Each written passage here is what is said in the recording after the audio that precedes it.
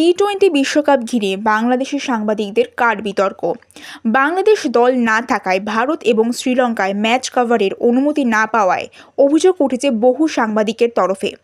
এ বিতর্কের মধ্যে আশ্বাস দিল আইসিসি।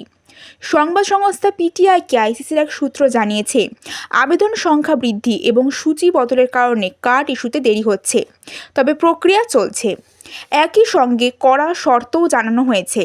প্রতিটি দেশের জন্য একটি নির্দিষ্ট কোটা রয়েছে। এক দেশ থেকে সর্বোচ্চ 40 জন সাংবাদিকই মিডিয়া কার্ড পাবেন।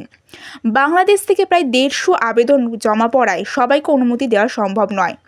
এইদিকে ডেইলি স্টারের রিপোর্ট অনুযায়ী আগেই অনুমোদিত কয়েকজন সাংবাদিকের কার্ড বাতিল করা হয়েছে।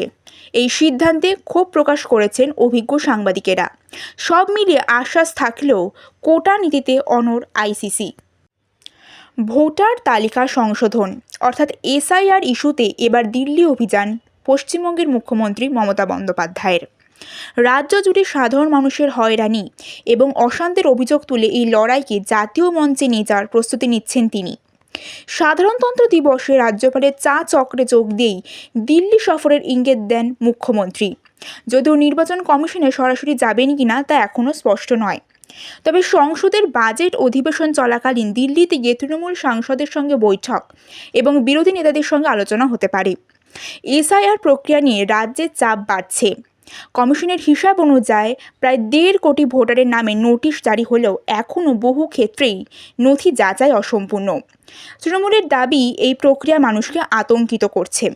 এই পরিস্থিতিতে দিল্লিতে গিয়ে এসআইআর নিয়ে কেন্দ্র এবং কমিশনের বিরুদ্ধে সরব হতে পারেন মমতা বন্দ্যোপাধ্যায়, এমনটাই রাজনৈতিক মহলের ধারণা।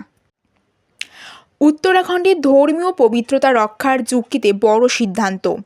শ্রী বদ্রীনাথ কেদারনাথ মন্দির কমিটির অধীনে থাকা মোট 45টি মন্দিরে এবার থেকে অহিন্দুদের প্রবেশ নিষিদ্ধ করার সিদ্ধান্ত নেওয়া হয়েছে। এই ঘোষণা করেছেন কমিটির চেয়ারম্যান এবং বিজেপি নেতা হেমন্ত দ্বিবেদী। তার দাবি, এই মন্দিরগুলি কেবল উপাসনার স্থান নয়, হিন্দু ধর্মের প্রাচীন ঐতিহ্য এবং আস্থার প্রতীক। সেই পবিত্রতা বজায় রাখতেই পদক্ষেপ। তবে এই সিদ্ধান্ত ঘিরে ইতিমধ্যে শুরু হয়েছে রাজনৈতিক এবং সামাজিক বিতর্ক।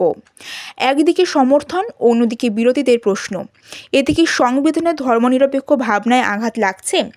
এই সিদ্ধান্ত ভবিষ্যতে দেশের অন্যান্য ধর্মীয় প্রতিষ্ঠানের নীতিতে কি প্রভাব ফেলবে, সেদিকেই এখন নজর গোটা দেশে।